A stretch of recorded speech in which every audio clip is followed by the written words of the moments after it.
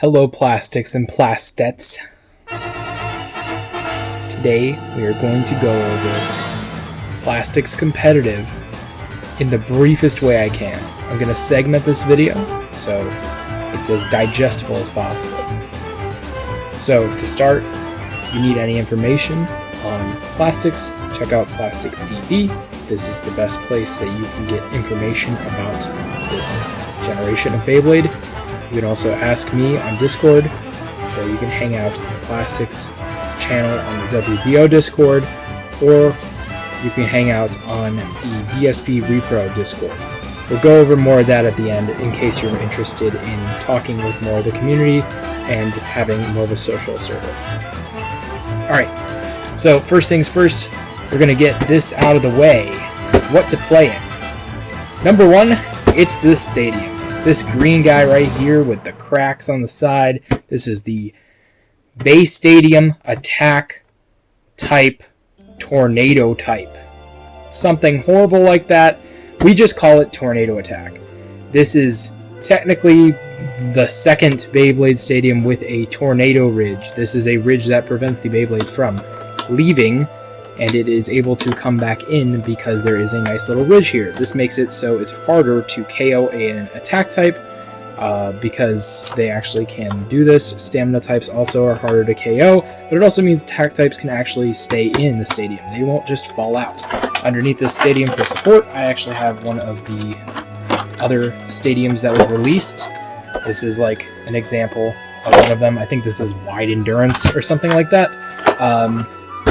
To note, endurance is what they called stamina back in the day. So there are four types, of course: attack, defense, endurance, which is stamina, and combo, combination. I think that's a Hasbro thing, but that's the balance type. I'm not sure if that's the case in Japan or not at the top of my head.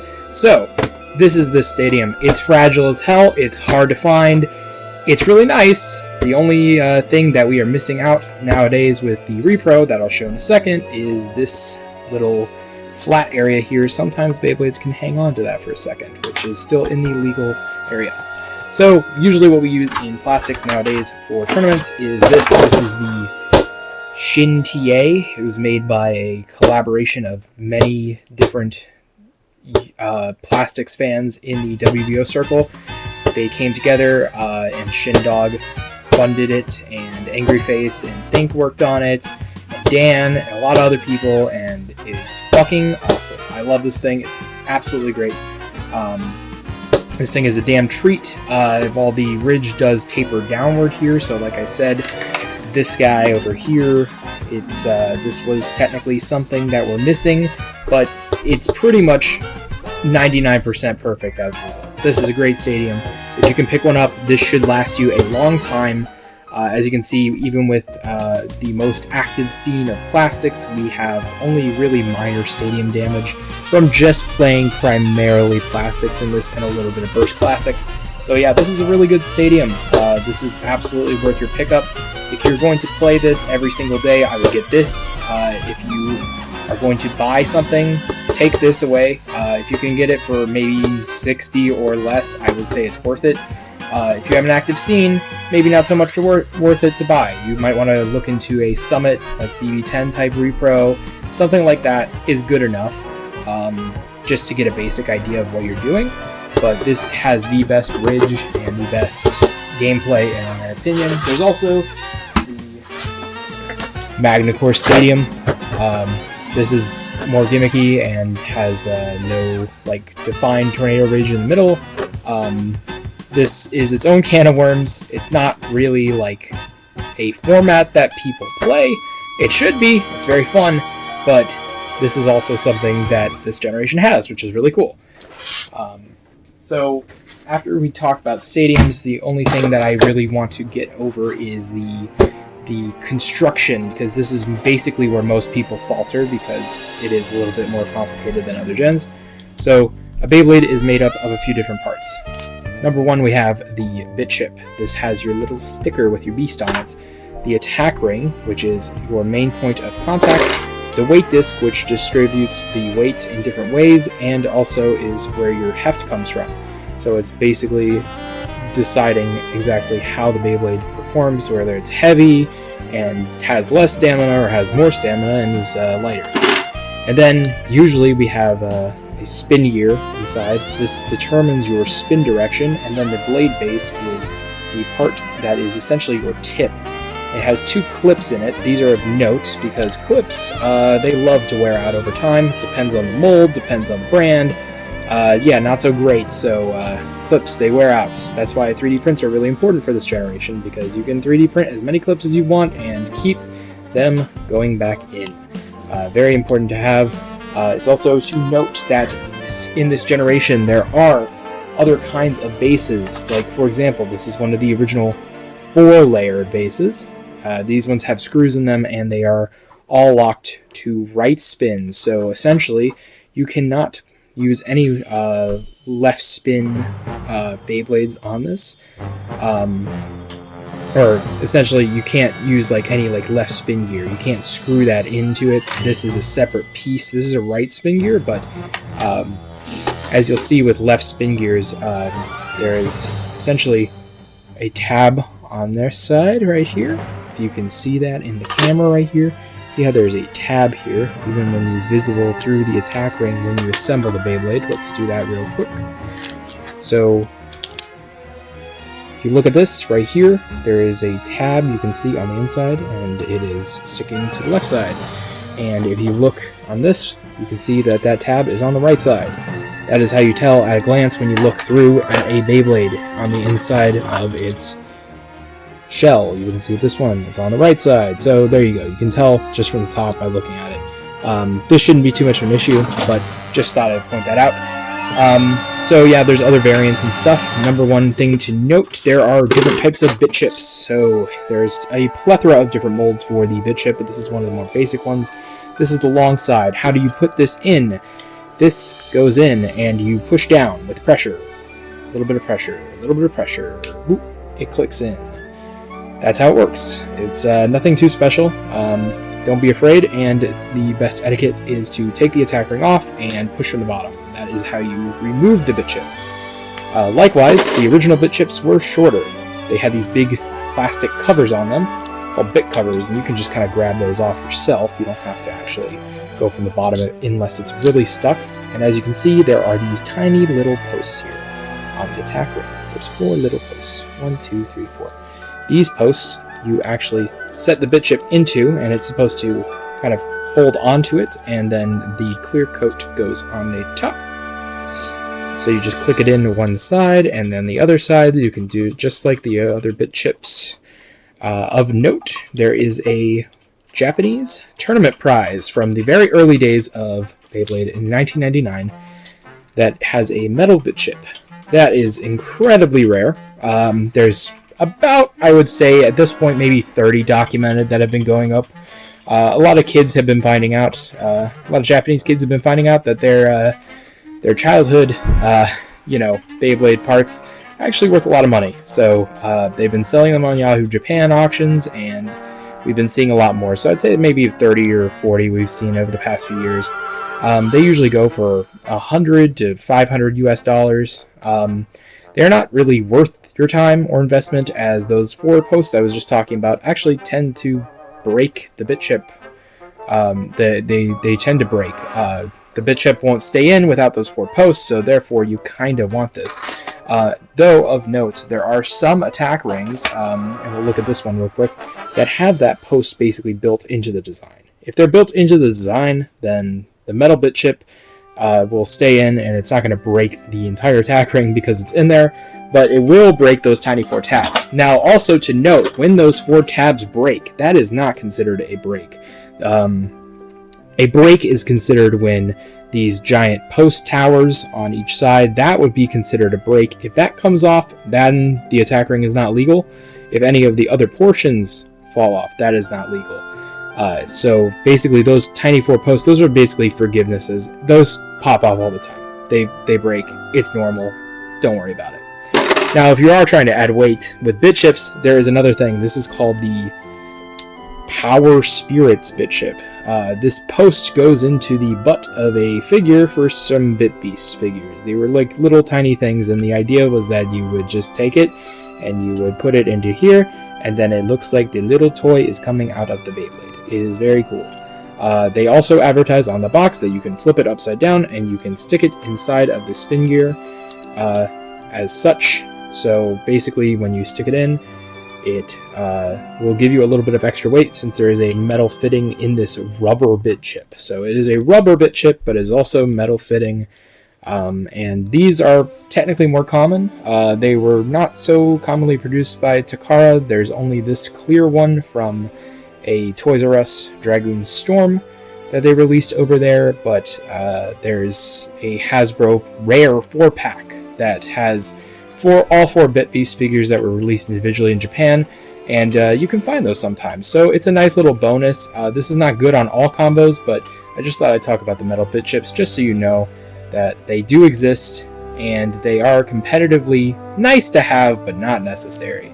Weight is not everything in this generation, as you'll soon come to find out. So getting into the construction of the Beyblade, the main thing that you want to know is that this is essentially if you've ever played Burst, this is basically Burst, but in reverse.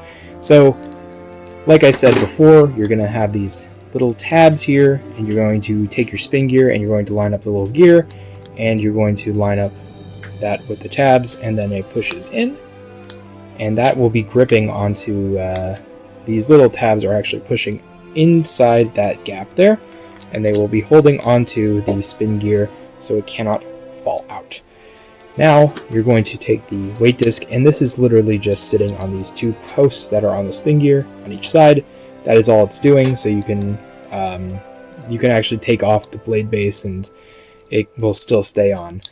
Now for the attack ring, essentially what happens is there's these, it's basically like a big H shape, so there's 2 indents on each side of the spin gear, and you're going to line that up with each side of the attack ring here. Now since this is right spin, like I said, this is burst in reverse. When burst with a right spin, it would be the other way, but here we're going to turn to the left. This means that we are punching against the grain, essentially, so as we make contact with the opponent in right spin, we are blocking our Beyblade more. It is literally the burst gimmick in reverse from the burst generation. It is literally in reverse. So essentially, if you were to launch this in left spin, it would do the whole burst thing where it comes off. Yeah.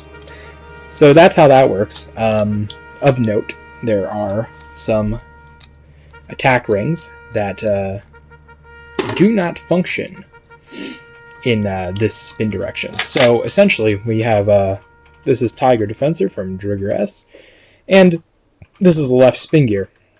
You'll notice on the left spin gears they have these tiny tabs sticking out, and on the right spin gear you'll notice there's no tab. Why is that? Well, that is because they wanted to make all of the previous attack rings that were not designed to go in the left spin ever compatible with left spin. They were scared of it, I guess. Not sure why, but that means that all early releases until the Dragoon Storm kind of era did not have this functionality. So therefore, things like Roller Defensor Ring, you can see it does not have grooves on the underside of the attack ring. These grooves allow left spin to happen.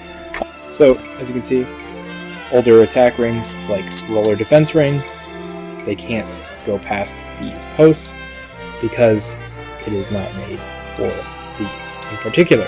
They did not want you to use Roller Defense Ring in left spin because they never tested that. It's kind of forward thinking, but all attack rings that are made after that with these posts in them, the post holes, they are still compatible with your screw-based 4-layer bases. This will come in handy for specific combos later because some of these bases, believe it or not, as old as they are actually still competitive. And you'll find that plastics is incredibly great with its longevity towards its parts. So, now that we've covered spin direction, let's talk about the cores. So, with cores, there's Neo cores, which are the ones that were released with the Magna Core system.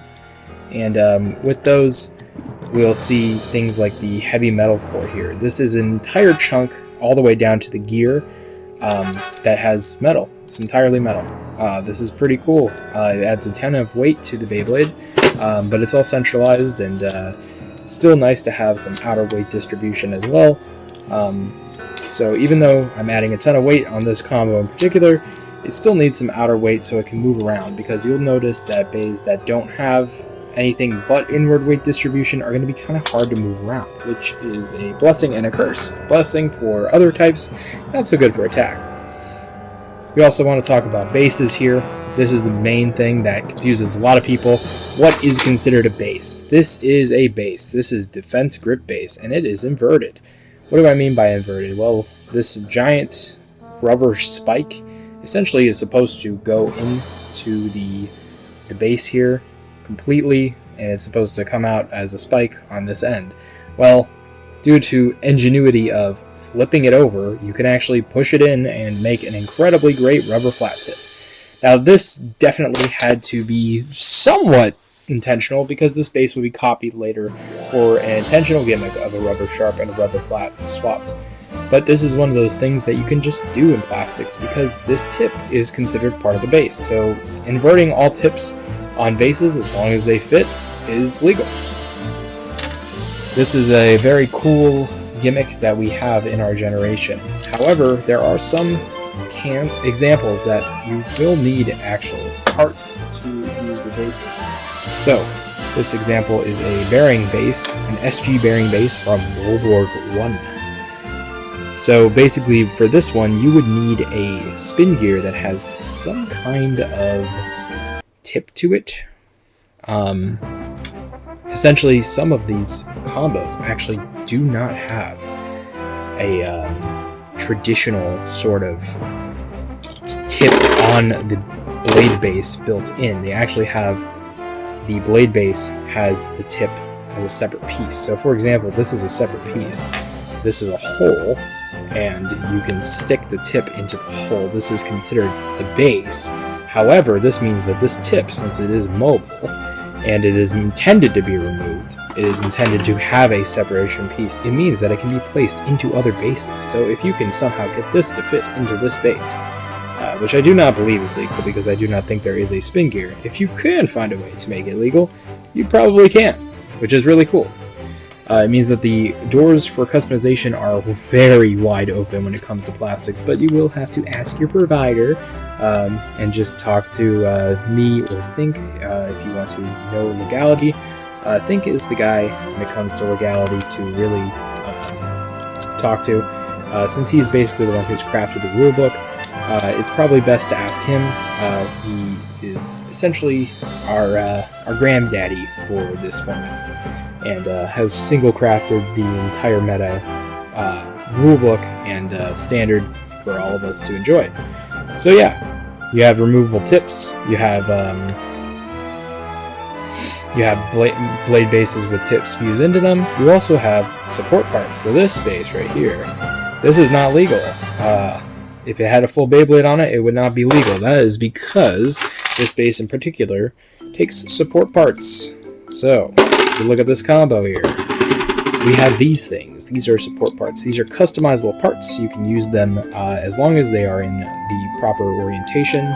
This one in particular, you can do this, but this is not legal because these do not have the proper design on this side, noting that you will not be able to do that. However, support parts can be flipped up upside down with certain ones, not this one. This is upper attack, and they can be placed on certain sides of the base, and sometimes they can be oriented this way, they can be oriented on the other side. It just depends bay by bay, but these were released during the later Magnacord releases, which would be the V2 series, and there were 9 releases, but all of the customized series bases, which are notated by having customized in the name of the part, they all have to have support parts on them, so you cannot use them without them. Also to note, as has happened in tournaments before, if a support part flies out, that is considered a disassembly by rule.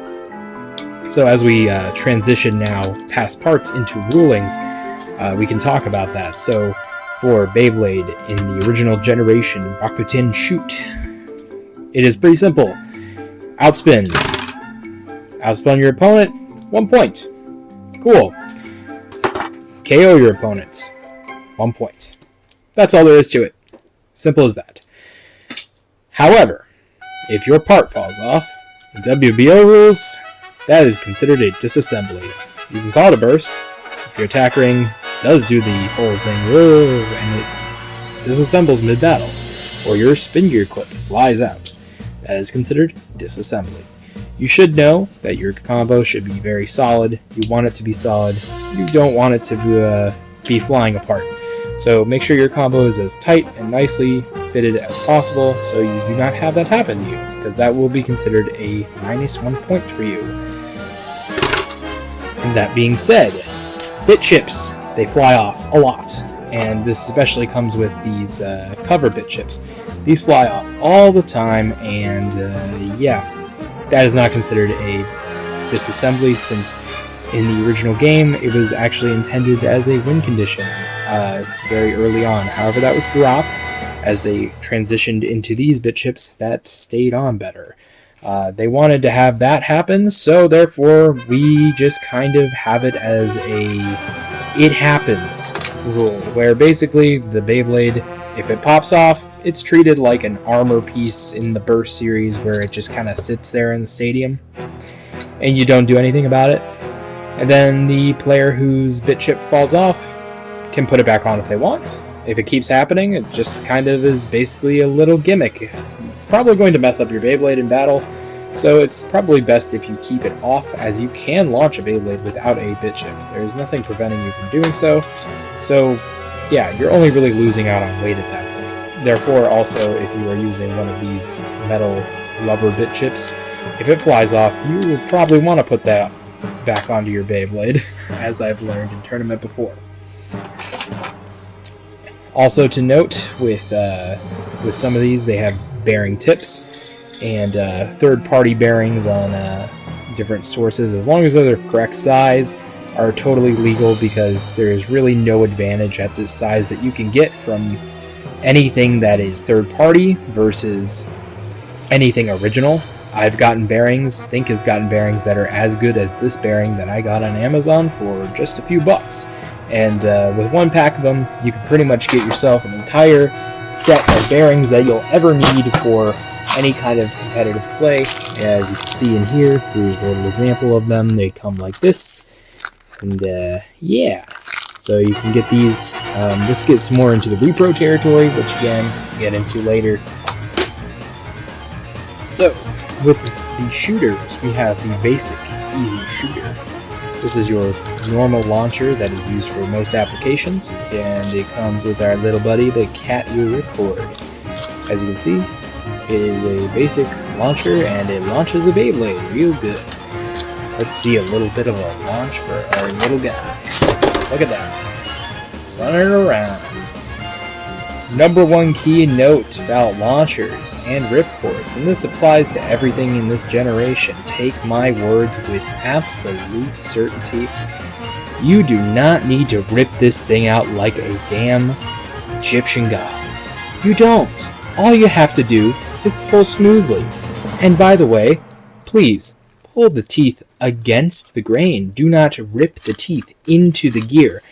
As you can hear that horrible, horrible screeching sound, that's going to make your ripcord worse. It's going to make your teeth worse. It's going to make everything worse. Just pull against the grain. Fast, not hard, just fast, and you will get a great rip every single time. And you won't break ripcords all the time. That's the best tip I will ever give you. If you take one thing away from this video, take that away, because it's applicable to all generations. Stop ripping so hard.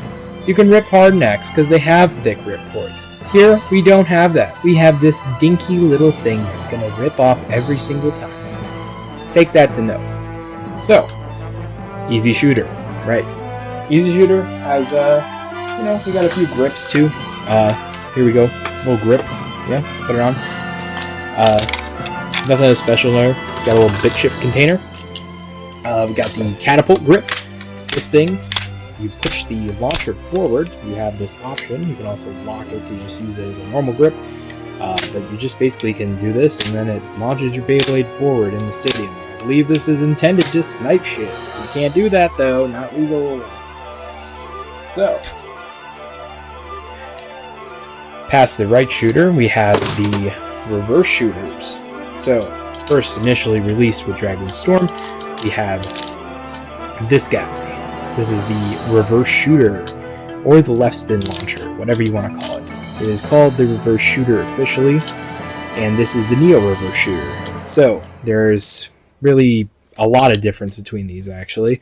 This guy's huge. Why is he huge? It's because they wanted you to be able to put the ripcord in on the same exact side as the right spin one. They over-engineered it, so now it has a double gear ratio. I don't like double gear ratios. They might say that they give you more power, but I actually don't find that to be the case. I find that to be more cases of skipping gears. So I'm not a big fan of these. However, the Neo reverse shooter right here, it has fixed the problem by essentially just reversing the design. It just made the gear go on the other side where the ripcord enters. So now your teeth are facing this side. Again, pull against the grain. So you're not going to pull this way.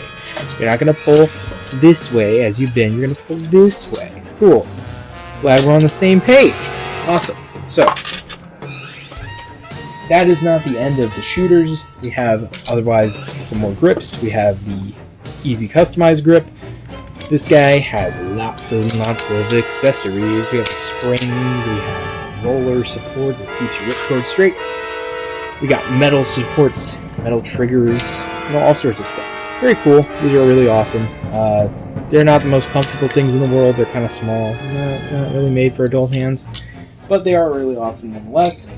And then now we're going to talk about kind of going up in power and kind of some different launchers that you might see.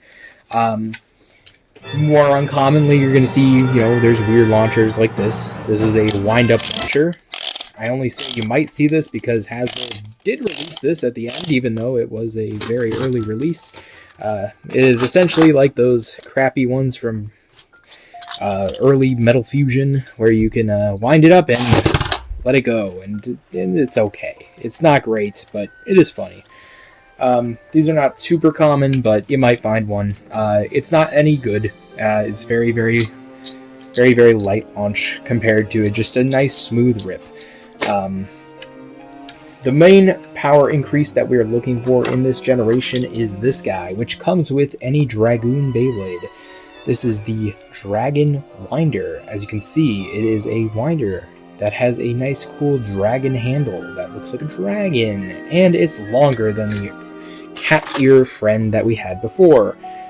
This one's a little bit bent, but you get the point. You can see that the teeth only go up there, so we're basically at like maybe like a 1.5 times multiplier in length. A lot of people say, oh, just keep making it longer and longer, but this is enough power. Trust me, this is enough power. Anything more than this, we're getting into dangerous territory. The higher RPM that these guys spin at, the worse it is for their longevity and health. Please, the battles are entertaining and fun. You do not need that many RPMs on some little tiny plastic top to have fun. All you need is a little bit of Dragon Winder length. Now, that being said, these guys, they're known for breaking because people use them so much. Just old age, really, and poor ripping ethics. This is where this guy comes in. This is newer. This is the Light Launcher 1 ripcord from Metal Fight Beyblade. In Japan, it launched with the same length as the Dragon Winder, so it is exactly the same thing, just has a circular head to it. It's actually quite comfortable and very nice. These are legal in the format. You can get these from Midfakes. You probably throw them away. Don't. They're great for plastics. They're fantastic. Definitely recommend getting these. These are an easy way to get Dragon Wonders still, so if you buy Metal Fight lots because you're interested in that generation, there you go. You can buy that, and you can buy Dragon Wonders in those lots. Now, as we get back into launchers that increase power, we have the Spring Launcher. You might have noticed the spring support on the other one. Springs don't really do much. They just kind of push the ripcord out technically a little bit faster, but it really doesn't do much. The main thing here is that the gear ratio on the inside here is like -1 tooth, so it's slightly more powerful. Kind of cool. These are actually kind of common from Hasbro. They were one of the more common launchers that people bought. So you can get these, and they are locked to right spin only, as is very evident there. And we can see a little bit of a rip here. So yeah, it's a decent rip. It's not the best, but you know, it's still a good launch nonetheless. So this is totally a great launcher to have. It is a built-in grip, so you know, these are nice to have. Good for a right spin. And then we come to the big kahuna. The big kahuna is this guy. This is the Bey Ultimate Shooter. And yeah, it's a big chonky thing. It's a TV game, as you can see. Wow, isn't that awesome? You can play Beyblade TV games. So yeah, this thing, believe it or not, is actually the most powerful launcher in the generation. So, when it came to releasing it over here, Hasbro contracted Tiger Electronics, and they decided we're going to keep all of the internals inside, and everything the same, except we're going to change the prongs out to be non-prongs, so you can't launch Beyblades with it, because that would give us liability as a video game company for physical injury. Okay, cool. Anyways, with a little bit of a screwdriver, you can take your prongs off of a left spin launcher, any of them, and you can throw it onto this thing. Congrats, you now have the most powerful launcher in plastics, but only in left spin. The right spin variants were only released in Japan with the Driger V2 and Dronzer coating. Please note, the Dronzer version is army green, which is a fragile color, so you cannot actually use it. It will break on you. The entire body is made of that. So this thing basically has an entire electronic game inside of it, and it's kind of heavy. These things are really not very wieldy. They are kind of comfortable to hold. However, you'll notice very quickly the main flaw with them, which is also one of their main things that's really cool about them. This guy. This is the proprietary ripcord that it comes with. Yeah, you can see that it's a very thick guy. Here's another one without the winder support on it. You can see it is a dragon winder with a little hole. Thank God they made this. So it's super thick, super nice. These should not break on you. Thankfully, these come with 2 of them. You'll find that most of them don't have these winders included. Therefore, if you do find one new in the box, which the American version is pretty easy to find, you'll be able to source an extra winder for maybe a spare that doesn't have one. So that's great to know. So basically, you just stick the ripcord into this, and yeah, you launch. Except you can't really hold it. This is kind of annoying, to be honest. Essentially, you have this huge wheel in the way, and this is okay because you're supposed to play the game by pulling this, right? Well, you kind of now have to underhand this no matter what. So actually, I kind of do the pinch method, like a string launcher in other generations, to pull it. Alternatively, the grip is really not ergonomic at all, so my great friend Letherium came up with this great method. Instead of grabbing the handle, grab the game. Grab all of the entire top here, and it's actually incredibly comfortable. You just have this giant handle sticking towards you. So, cool. You now have essentially your own little sword launcher, huh? All you have to do is just grab the wrong side. But now you can launch here. So, I want to point this out. This is the most powerful launcher. Therefore, it loves to self-KO things all the time. This power comes at a great cost and a great risk. You will tend to find yourself self-KOing with it a lot because it's just not the most consistent launcher in the world. And honestly, at the end of the day, this is the only gen where I can just tell you right now, you should just stick with the basic shooters. And you might even not just want to get a grip, you might just want to hold them by themselves. I mean, honestly, it's a lot easier to aim with something that's so tiny and so easy to use than a huge bulking launcher. You might just want to do this. It's a lot easier to see where you're aiming, how you're banking, what you're doing, and yeah, it's great. It's fantastic. And you can see a lot more action this way than trying to fight with a big old launcher.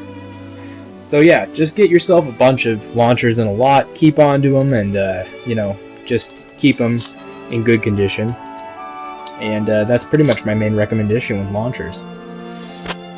Starting off the Plastics competitive combo list, these are basically what I like to describe as archetypes. So instead of just types, like, oh, this is an attack type, this is a defense type, etc., Plastics is better suited towards archetypes, and that's mostly due to just one Beyblade just straight up being its own type itself, which is kind of weird for a generation for sure. But if you look at this list, which I'll link in the description, you'll see a bunch of different archetypes, and we're going to go through these and show you just like one example of a combo that I have for that kind of type. To start off, we have the traditional smash attack. So here's some example combos that I have right here. So this is G upper. It is supposed to be an upper attack ring, but it ends up having just really good 4 contact points.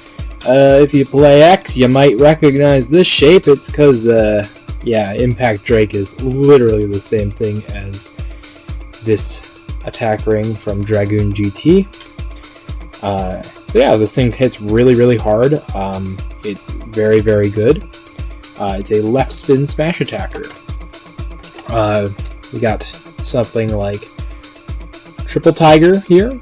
Triple Tiger, it does have slopes on it, so it can do upper attack as well, but these contact points are insanely good.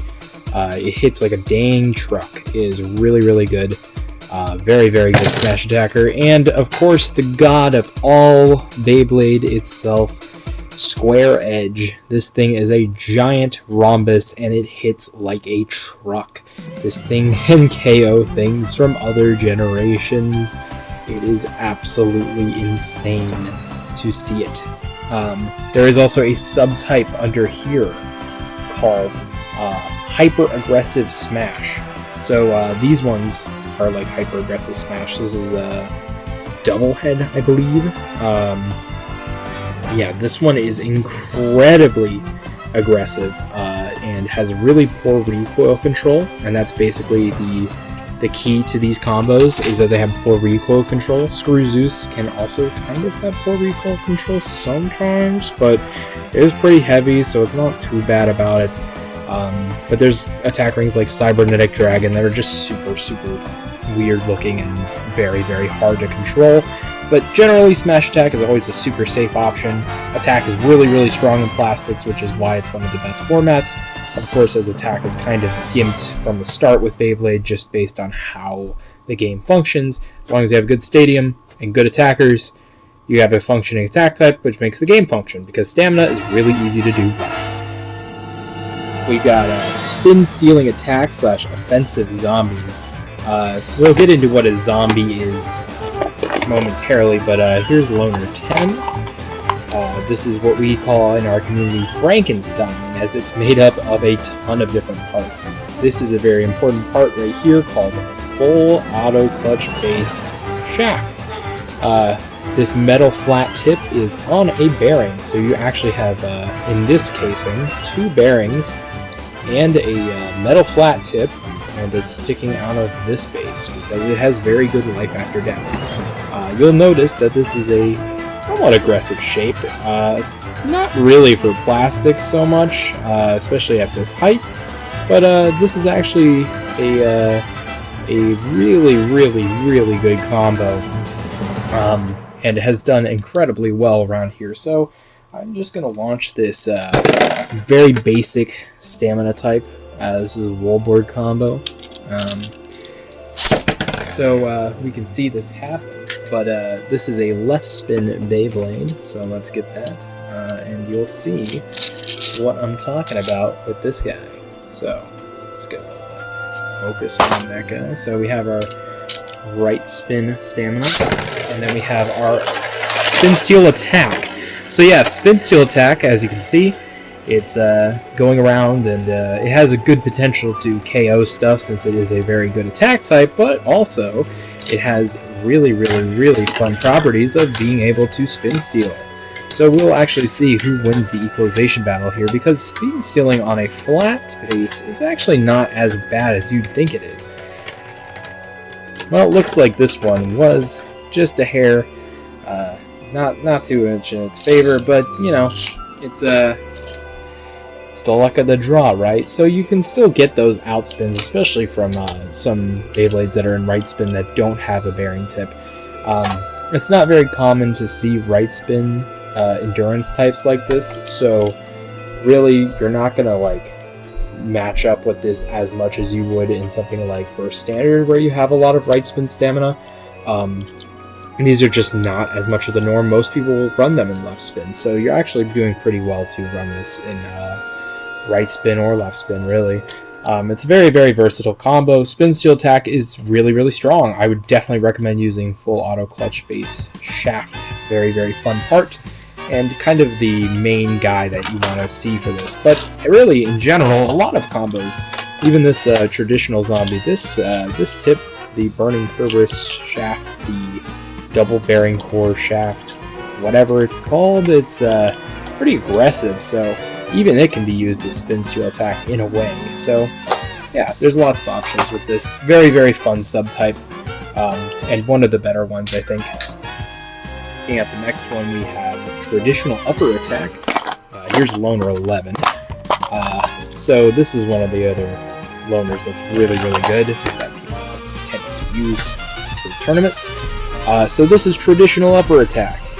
This is a attack ring from Driger GT called Triangle Wing.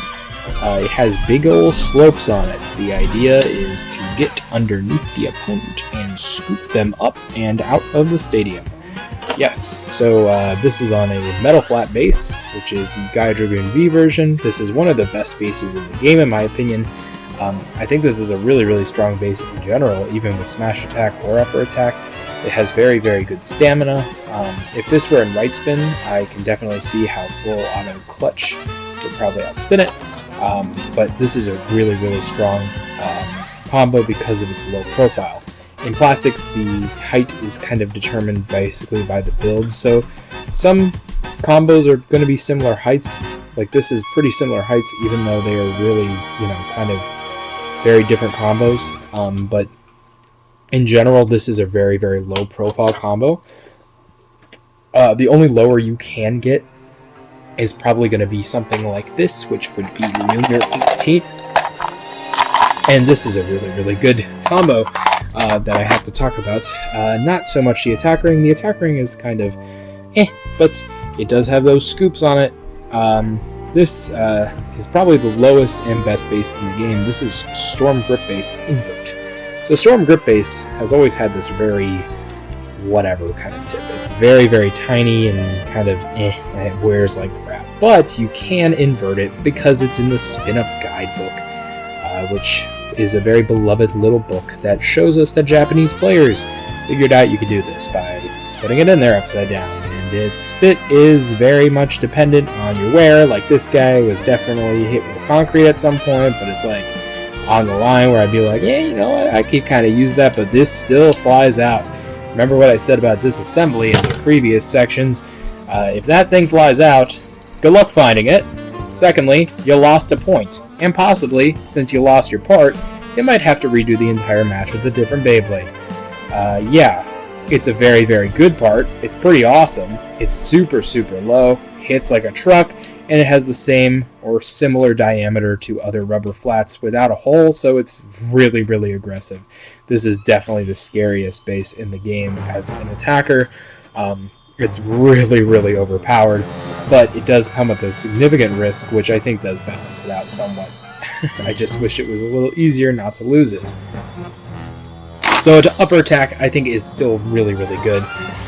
There's a lot of bases for it, but I do really like the original grip base. It's a very, very, really, really, really nice base. It's super, super fast, and there's something in plastics called the flywheel effect, where basically, essentially, the lighter the combo, but the faster it is, you might get those really, really good KOs, because here we're not dealing with super heavy behemoths. We can actually hit KO stuff with relatively light combos and not, you know, struggle with it entirely.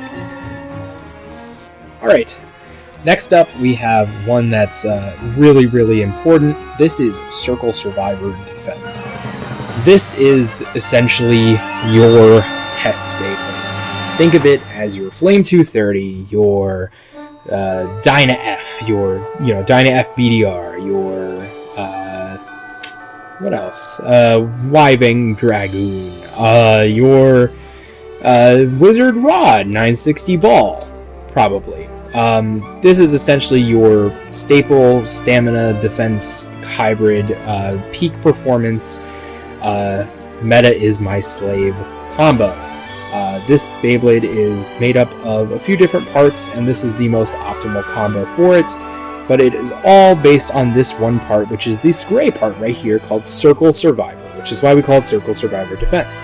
Circle Survivor is a CED, I believe. It's custom engine disc, and these are little parts that sit on the edge of certain engine gears, and this thing is a huge disc. The intention here is that every single time it gets hit by a right spin opponent, it will hit back towards the left, and the engine gear will charge, and then it will go off progressively through the battle. So basically it's always active, and you can actually start the battle by twisting the Beyblade and having the entire Beyblade ready to go and charge up, and you can let go of your finger as you're about to launch and start with a boost of speed and then have it go off progressively through the battle. That's probably the best way to do it, but sometimes you might just give yourself a little bit of self-KO risk. Back in the day, we used to run Circle Survivor as a pure stamina type by having wider profile builds, but since then we've realized that it's much better just to focus on hitting this disc as much as possible and minimizing contact up here, as this part is all that is vulnerable. It is mostly due to this specific ring, which is one of the most compact ones, which is Roller Defense Ring. This is a really, really good part, however, it is fragile. I will have to shout out our fellow organizer Tuckwolf, as he has remodeled it, and you can now print out as many roller defensors, his favorite Beyblade, as much as you want for a very low price. This is really, really awesome that we can do that, and this is my first segue into why 3D printing is so important for this generation. Breakages. This is one of those parts that's super, super vulnerable to breaking, but thankfully the combo that it's optimal on isn't really like that. This is actually a really, really fantastic combo, and you should absolutely try to get one, mostly for testing purposes. If you don't like using it, you should at least use it as your testing dummy. Now, the engine gear might break over time. This is possible with most engine gears, but I will say, since this does not have a locking mechanism, I have had way more luck with these staying in good condition. And also, alternatively, one of the cheapest engine gear Beyblades is Rock Bison, and Rock Bison is actually an upgrade for Wilborg 4's Circle Survivor, since it sits a little bit higher and has it not be flush. Like this yellow part here is a different base, but it were on not Rock Bison's engine gear, but rather Wilborg 4's, it would actually be flush, the yellow and the gray. So that's basically how this works. It's a really, really huge tank. Let's give it a little shot here, and we'll even take a look at basically how kind of like attack types work with it. So let's take a look at Circle Survivor. Oop, we had a bit of a malfunction there. Oopsie. So take a little look at this right here. So we have Circle Survivor in the stadium, and we're just going to launch an attack type of some kind. Let's just go with this one. Go with this trigger combo.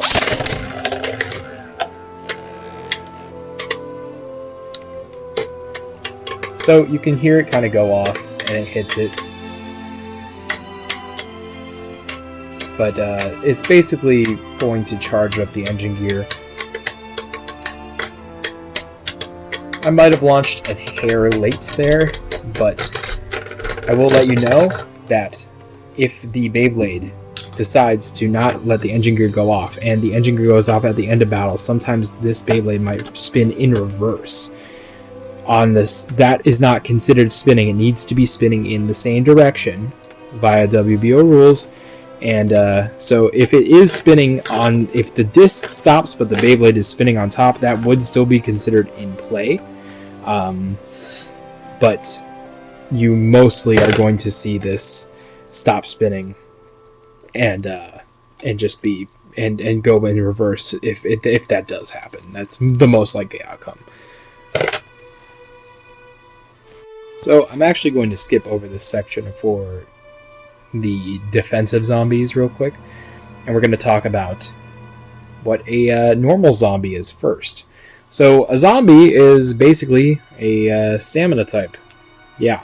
Why do we call them zombies? Because, well, people found out if you put that little fancy white spin gear from a Dragoon onto it, it does the funny equalization. Yeah, so that was actually the original term before the whole El Drago craze of Metal Fight, and they turned it into a gimmick.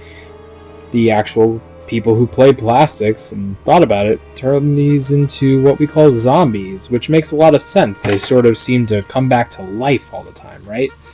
And that's a really, really fun term, and I kind of wish that we would bring back zombie as a term for Beyblade in general. It's a really fun one.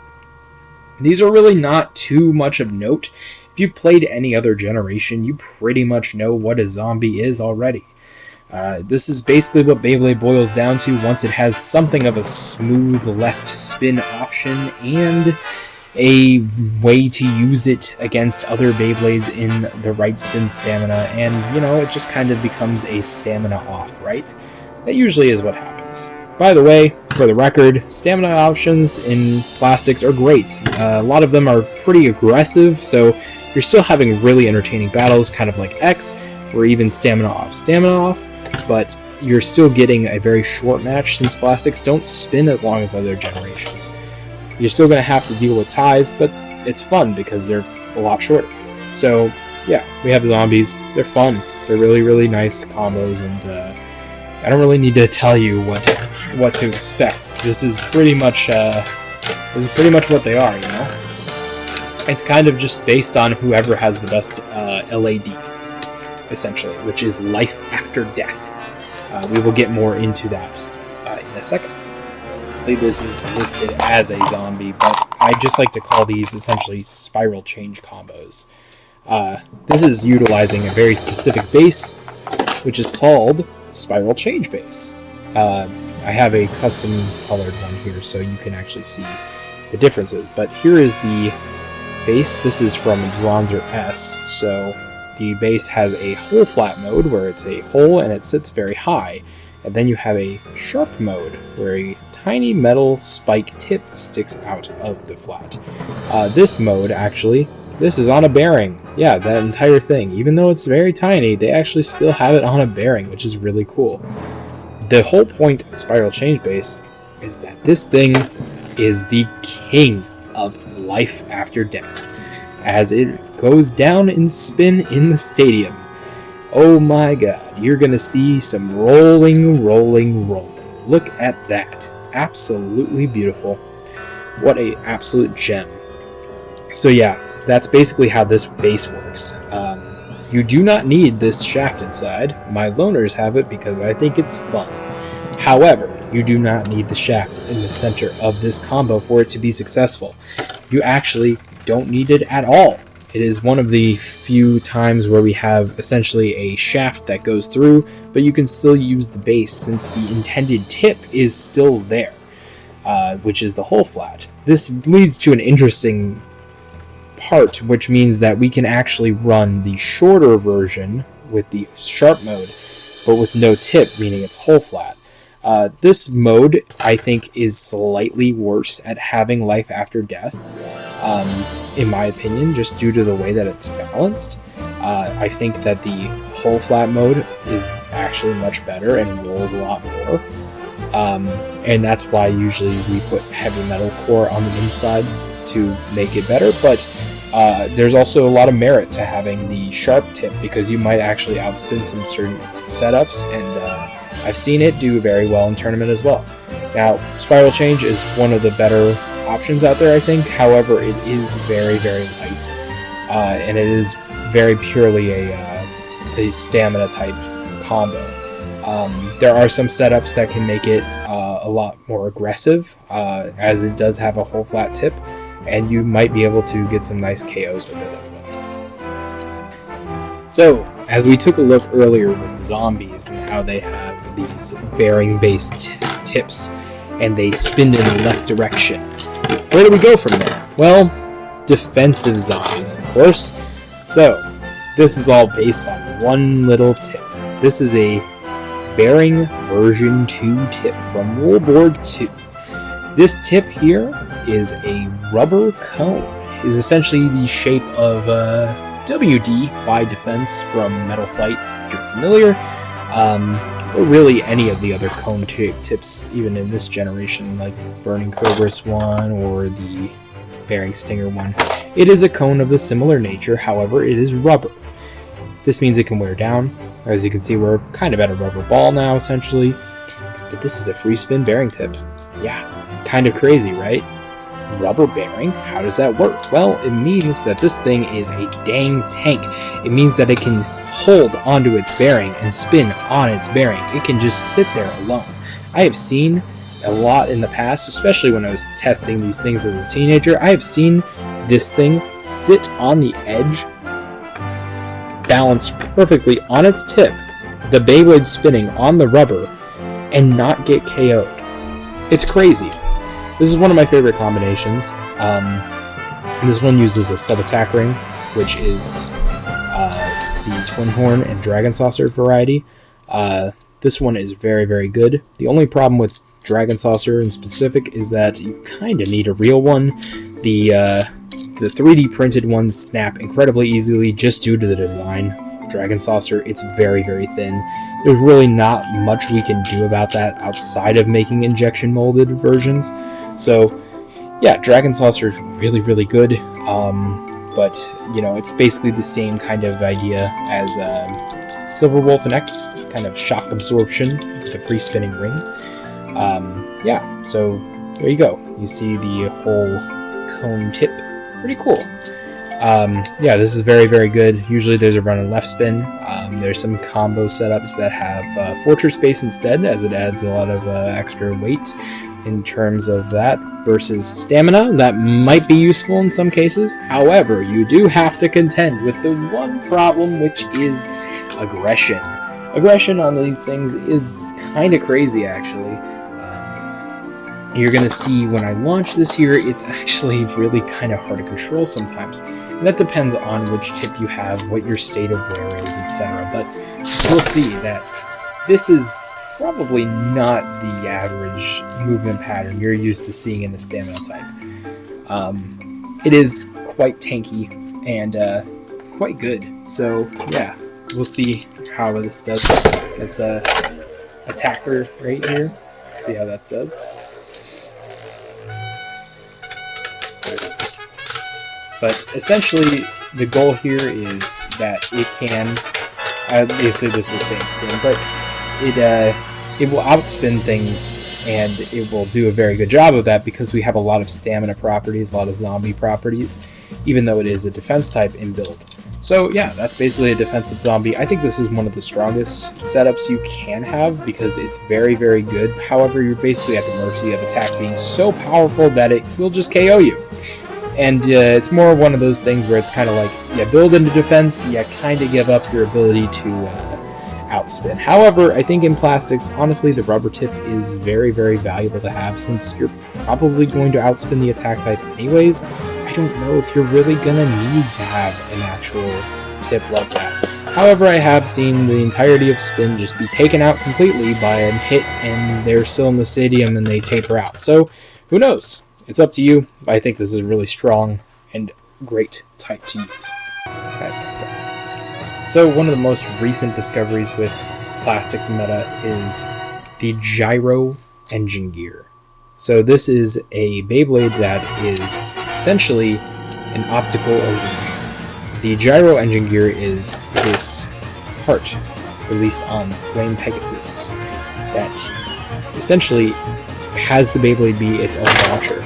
Everything on this blue portion above is actually not considered the Beyblade, but you are just ripping this metal disc right down here. So essentially, when you rip it, you set down the Beyblade into the stadium, and you can use any attacker you want. Even the right spin lockdowns from earlier can actually be spun to the left because you can put the ripcord on both sides. So it is dual spin. And if you think about how Silver Wolf or the sub-attack rings in plastics work, essentially, the entire thing is shock absorption. This is still spinning. It's spinning underneath. This top part means nothing. So it can literally just sit up against the opponent, not spinning, but the bottom is spinning.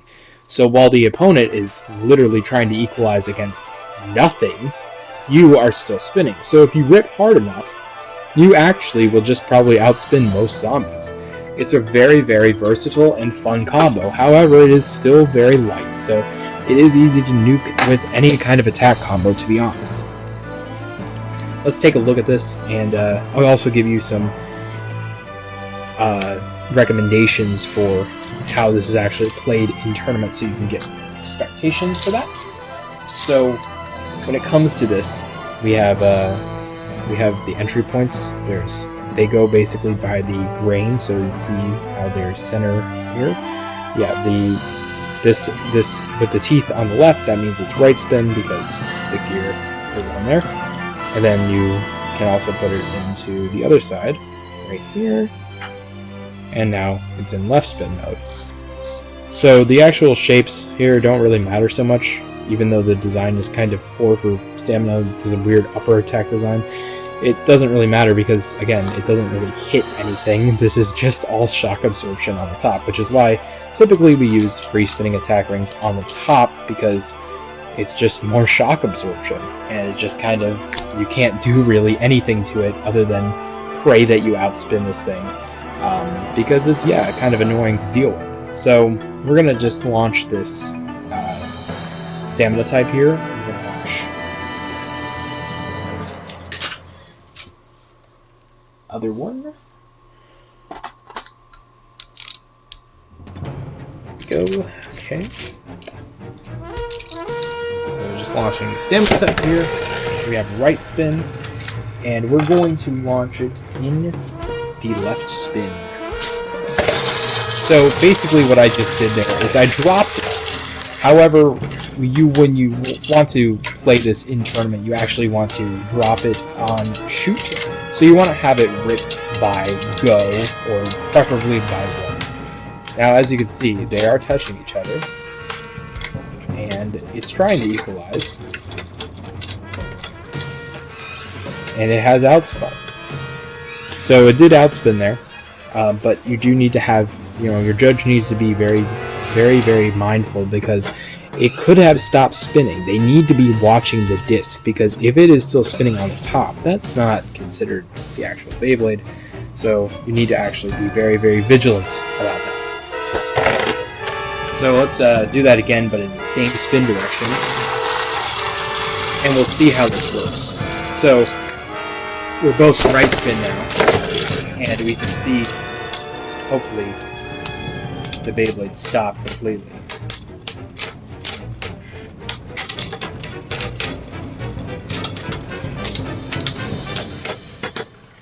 As you can see, it stopped, and yeah, it's basically just kind of a troll combo. Honestly, it's pretty good. Again, it is very easy to KO. It's not the hardest thing. It's all lower weight distribution, so basically this whole top is basically a large target for you to just knock out, since there is no weight backing this up. Yeah, it's a really, really fun combo. Very, very cool. Talk about how viable and dominant Circle Survivor is in the metagame. Well, what if we tried to meme even more? This is Jumping Base 2 grind. So, Jumping Base 2 is this giant disc that looks like Tripio and has a gimmick that allows you to jump. When hit these two tabs, boop, pops up. Shot Driver, you can thank Plastic Gen for that. So basically, you have to reset it every time until the rules changed. Now, you can just leave things not reset. Therefore, you can just use it in its optimal path, which is this giant double helicopter on a pogo stick. Very, very fun. This is Hasbro Tripio. It's slightly better than the Takara version because it takes out the wind drafts down, which makes it safer, and it also takes away its ability to fly, which makes it a better Beyblade. Not a better toy, though. Gotta give that to the original. So, this is in left spin, specifically because this thing destroys Circle Survivor. Yes, our good friend, who is super, super OP. Un-KOable, even, if you might want to say that. Yeah, he kind of dies to this thing. Thanks, Death Onion. Very, very funny. Very, very funny. So, why do we call it grind? Because it grinds down on the top. Basically, it's the same logic as the last combo with the gyro disc. The Circle Survivor gets equalized out by the disc down here. This is free spin. So essentially shock absorption. This is grinding down on the top with its very smooth shape. As you can see, it is all gunked up from grinding down. And yeah, it just destroys it completely. And then outspins it because it's in left spin and it equalized just a bit. Very, very funny combo, but actually quite viable, actually. It's really, really good, to be honest. I use this a lot in tournaments just so I can show people how fun and silly plastics can be. And I end up winning with it quite a bit. It's actually surprisingly really good and just kind of a solid pick for like defense-ish stamina. It's a really, really good combo, and I actually have to tell you, Onion cooked on this one, man. He cooked on it. Holding up the list yet again, we are going to look at the balance miss section, and we have compacts. This is probably the most infamous type, as this was the type that was essentially used to win the original Beyblade World Championships. Compacts focus on one thing, being small and heavy. So this compact is a very, very basic one. You can use roller defensor ring to be even more compact. However, compacts actually pack a decent punch, so you kind of want something that can hit well, and the best attack ring, I think, is Tiger Defensor, since it hits really, really hard with these nice points here and destabilizes the opponent. However, it also is very compact and tiny, which makes the whole point of the combo much better. So usually with compacts, you actually want to run it with the 10 heavyweight disc, which is the heaviest weight disc in the game. And this base right here is a really, really good base called Metal Ball Base. This is from the original Dragoon Metal Ball Defensor. Here we have the Repro core from Angry Face. Thank you for that. It has made this so much more usable. This right here is a very, very, very good combo. These are fantastic. I love compacts a lot because they pack a ton of punch towards the opponent in a very small package, and they're just kind of easy to use. You just launch, hard as you should, and they just kind of do the work. They're really simple, basic combos, and they do a damn good job. So we can just kind of see here, just it being heavy kind of makes it spin for a good little while. So you're gonna have a lot of combos that don't spin as long for whatever reason, like attack types, and even though they're small, they can still get hit out. They are heavy, they are intended to be heavy, but they can still get hit out. I would view these as really true balance types. They are small and heavy, so they have those defensive properties, but they also hit pretty hard because they're small and heavy, so the RPM is higher. Usually in plastics, things are not super heavy, so that's actually a unique trait here. And they also spin a pretty fair long time, to be honest, even though the weight does kind of slow them down a bit. But yeah, you can also still use other things, like for example, you can use metal change base. Compacts, this is a great base to have. Metal change base has this very, very thin spike picking out of it, and it kind of performs like Point does in X.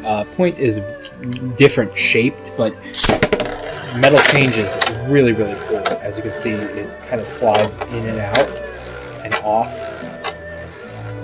of its side, and then it kind of will slow down and then take a more defensive position, but as it gets knocked onto its side, it'll hit those slopes, and it will do very, very cool counterattack movements like the Coat Sharp tip did in Metal Fight, or the Unite tip in Burst. So yeah, these are very, very cool. I love compacts. Really, really fun type. These are really easy to build too. You can get these metal balls for Seal on Amazon, like 100 for like $4 or something.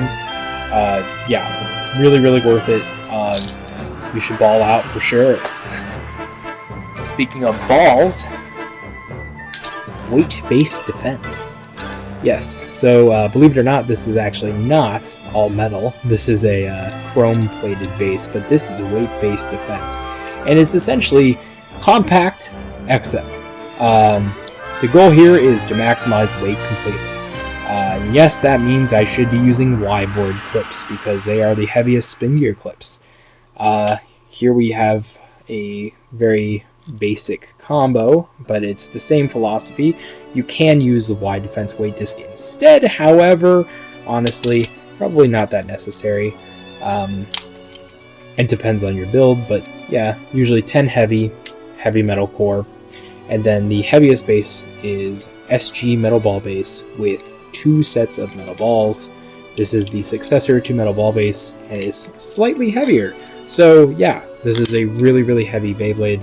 It is about the heft of an X-Bay in a nice little package here. Basically with weight-based defense, this is essentially an attack type in a way. Just the sheer amount of weight and force that these things can output can just kind of stop the opponent, which is kind of unique. It's really interesting that they can just kind of do that. They kind of have some force smash properties to them. It's a really interesting combo. I would definitely recommend to try weight-based defense before you kind of buy into it. I would say it's probably the hardest type I've had to use, and it's something that I'm very new to, but I've never really struggled so much with a combo building type other than this. So I would not necessarily recommend it for beginners, but it is a super interesting archetype nonetheless. So we brought up Force Smash. Let's talk about that. Force Smash. It's all due to the Smash Turtle. Force Smash is centralizing on one focused point.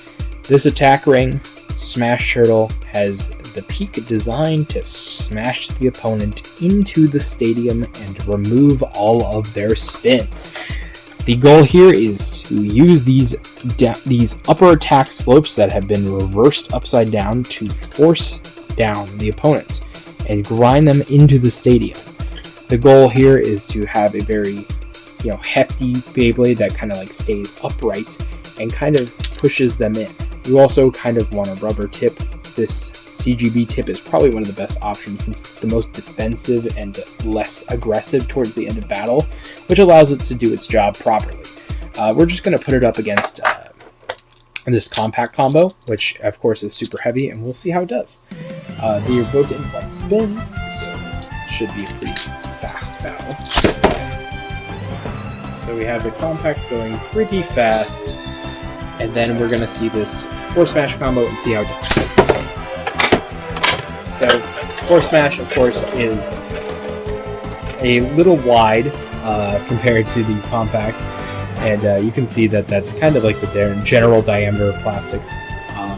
They look pretty great when they battle, don't they? So as you can see, it's pushing down on Tiger Defensor, and Tiger Defensor is getting destabilized. However, the Smash Turtle is tilting just a bit. However, I believe it will be a pretty cut and dry win for Force Smash here. Surprisingly, not so much. Looks like it got destabilized just at the end there. Let's do that one more time, just see how it goes. Interesting note, Force Smash hasn't really been around since Classic Gen, and a little bit, there's like one Beyblade in HMS that can do it, versus in X, where actually Tyranno Beat essentially was bringing back Force Smash completely, which is really cool to see. As you can see, as long as the Beyblade stays on top, it does really good just pushing down the opponent into the stage. This is always, the case. So yeah, there you go. There's Force Smash working in action. Very interesting archetype. This is really fun, actually. I really like this type, and it's super interesting just how one attack ring can really do, an entire type. speaking of an entire type, what if the Beyblade itself was the type? Say hello to Driger V2. Driger V2, he's his own type. Yeah, isn't that crazy? Yes. This Beyblade itself is its own type. That's because it's just the best stock Beyblade that's ever been released. Well, behind its little brother, or older brother. As you can see, Driger S was one of the best stocks because of its metal change base, and metal change base is back as customized metal change base. However, now has support part options, and they decided, well, we want to do upper attack, and we want to do it really, really big. So this thing is a circle from the top. Looks are deceiving because this thing has 2 giant scoops on it. So yeah, these scoops on it are actually insanely great at doing upper attack. However, I will say Driger V2, as good as it is as a stock, requires actually quite a bit of skill to use it right. It does need some upgrades to make it really, really, really threatening as a Beyblade. I would not say normal Driger V2 is very, very threatening, as basically what you're going to expect to see happen with Driger V2 is that it's going to spin to the right, and then the slopes are going to work against it because the opponent is better somehow, and what happens is essentially the slopes push it down, and essentially you're force smashing it with its own slopes into the stadium. This happens quite a bit to Driger V2. However, if you upgrade the Driger V2 combo to have a wide defense, a heavy metal core, and the metal bit chip, you have yourselves quite the behemoth here. This thing is super heavy, super outward weight distribution, inward weight distribution, it's got it all. This thing is incredibly powerful. So we'll see how this goes. You have to note that the customized metal change base has a few different molds. I made a video on that in the past. If you want to check that one out, I'll link it in the description. So let's just take a quick little look here at what Driger V2 can do. We'll take a look at the stock version because it is a lot easier to show off how it works. So essentially, it has the same metal change functionality where it is a Beyblade that spins in the center, and when it's knocked on its side, it does aggressive movements. This means that essentially you can use this to full extent by having it angled and angle launching it to get really, really powerful attacks on the opponent. As you can see, metal change is working perfectly, and yeah, you can actually get those scoops up onto the opponent, and it'll hit really, really hard and scoop them out of the stadium. Let's do a little quick battle between it and its brother, Driger S.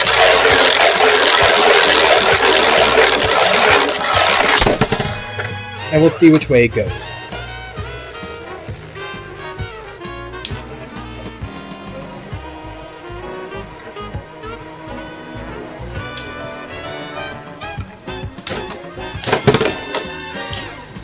As you can see, this battle has been won by Driger V2.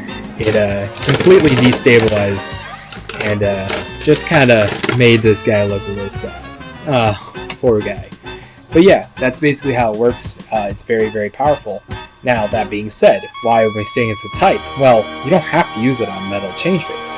Remember, the whole support part options actually allow you to put it onto different things. So here we'll actually do an example of taking these off, and we will do this in a different combination. So we actually have this combo here with the force smash combo that kind of allows us to do a custom. So yeah, we have that out. We can do these parts on here. And we're going to upgrade it to a 10 heavy, so it's a little bit heavier. And then we're going to put the attack ring back on. And now we have a rubber flatted Driger V2. So now we're actually an aggressive attack type, but we're still running those huge scoops. So let's see how this goes, and we're going to put it up against a stamina type. So bear with me here. I can't ensure that the stamina type is going to successfully win 100% of the time, or Driger V2 is going to, and I might end up making you the sell on another combo type. That's okay, that's fine. We're here to sell you on everything, right? So here's the Driger V2 combo on the customized grip change base. As you can see, it is hitting really hard. Sorry, customized grip base. Grip change base is a different one, probably slightly better. But as you can see, we're getting really good hits out, and there you go, KO. As you can see, scooped him right out of the stadium. Really, really cool. Driger V2 is one of the awesomest Beyblades that has ever been released, and there was a reason why there was a lot of hype around how good the Burst remake was for it, because they actually did focus on making it as accurate and cool as possible. And yeah, no, it's really, really awesome. So it's nice to see that this entire Beyblade is its own type. And yeah, it's definitely one of the best entry Beyblades that you should buy, I think, just to have fun, because it is such a fun balance type Beyblade that was really, really fun to enjoy, like, playing with. And it's a lot of skill based, you know, it's really skill based in launch and how you KO stuff, especially with the metal change base. So yeah, definitely really, really good Beyblade. It has a lot of reach too. I think that's another point. It's very, very wide. So yeah, really, really cool Beyblade. Definitely worth it. One of the better types, in my opinion, even though it's literally its own thing. This competitive combo I want to go over is Loner 34 here. We have this combo, which is called V8 Dragoon. That's a joke about it being a V8 engine, because this whole combos thing is that it is a engine gear combo, which is very rare because most engine gears are bad, and this is one of the more basic ones. This is metal flat. It is just a metal flat, and it is right spin only. For engine gears, you just take the winder and you crank it in the direction of the bay, but it's upside down, so technically it's to the left, and it's a right spin. And this combo basically is just using any final clutch base. What that means is that this is going to go off at the end of battle. As you can see here, very loud. Yeah, there's an entire engine in there. It's basically, think of it like the sort of the spring from these string launchers, and it's basically the entire spring is inside of this tiny engine gear in the center. Now, the goal of this combo specifically is that it is going to outspin the opponent at the end of battle with the metal flat engine gear, just because it has such good stamina. So it's really just a kind of like really good hitting, kind of heavy Beyblade that also can outspin at the end just due to the nature of the engine gear. So we're going to try it up against a defensive zombie, because I feel like this will be one of the more tough matchups, and I just want to see how well it'll do. But I have seen this combo do really, really good in tournaments, so I'm not doubting its abilities at all.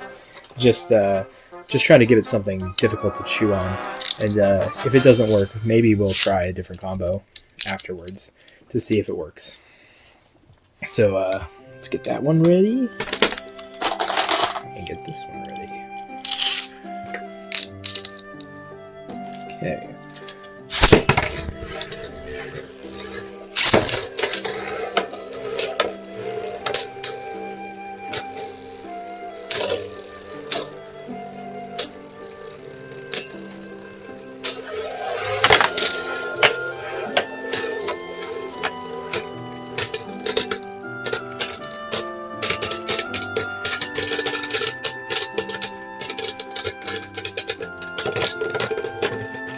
So right there it had a little more lab, of course, as it is a zombie.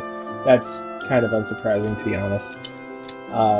So let's give it a shot against Circle Survivor, since it'll be in the same spin, and probably a more tough matchup for it. Alright. Winding, winding, winding, winding, winding. And of course, with engine gears, you also have to pull the final clutch for these specific ones. With first clutch, you can wind it whenever you want, and really with the engine gears, you just wind them until you kind of hear it make a cranking sound. Circle Survivor, and see how this combo does. V8 Dragoon.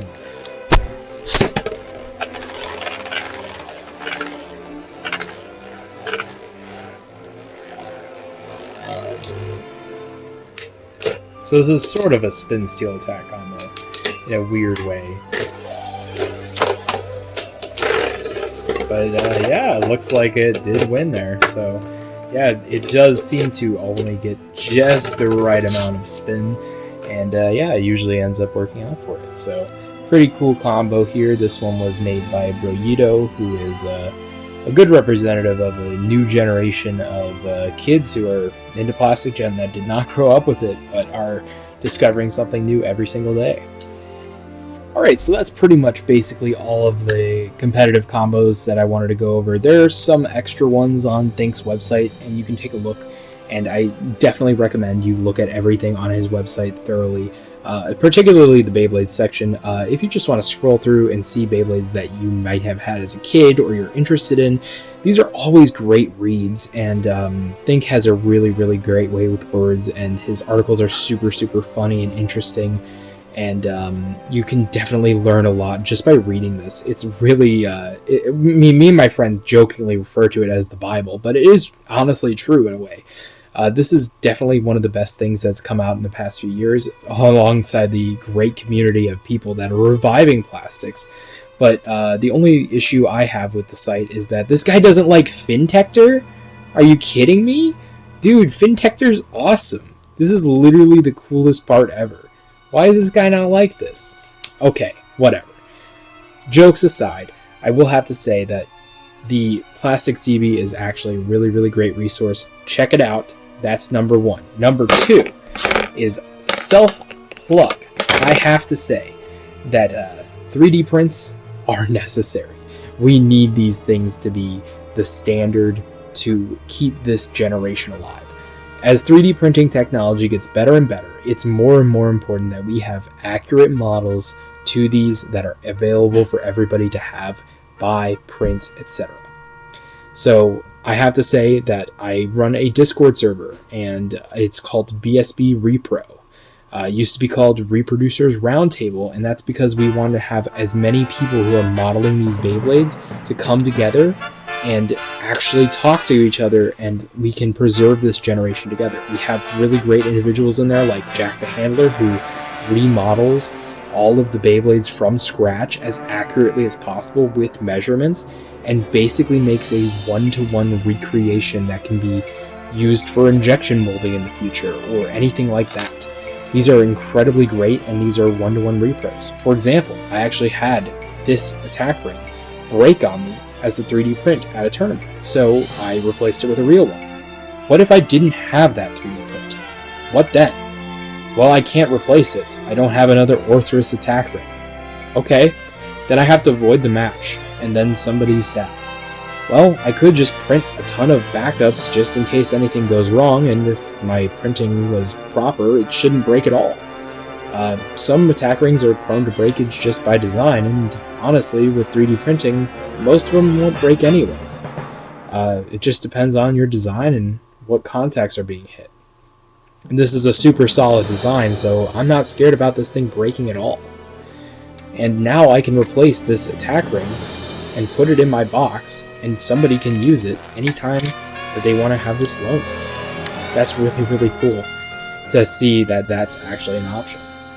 We also have Chad Warden, who has scanned pretty much almost every single part, including we actually have this Mirage Goddess from Venus, one of the more expensive parts, and that's one of the best parts about this, is that you can just go on there and he has all of his models for free. You can just download a bunch of parts and print them out, test them out. There might be some fitting issues, but you know, it's worth tinkering, so you can basically have everything at your disposal. To get into plastics, you really need to buy yourself a starter lot, so you can get yourself some launchers, some weight discs, some parts that you can't really repro. Like, for example, this tip right here, you can source these. This is a standardized metal fitting. Versus things like, these tips, some of them you can print in specific TPEs that are close enough to rubber, but metal tips, like especially customized change, I mean, the diameter is so hard to see. This thing is barely a point. Like, yeah, to get this right would be incredibly hard. So really, you need to buy specific metal parts for these Beyblades for you to still play. However, you know, the future's looking bright. We have other people who are in the community who are looking at making Beyblades out of metal and making parts like Java's Junkyard, and hopefully we'll see even more people in the future that contribute to this, whether it be in the 3D printing scene, injection molding scene like Tailor Blades, or people like Java who are working with Zamak prints. So yeah, it's really cool to see all these injection molds and 3D prints over the past few years, and the gen is really starting to take off now.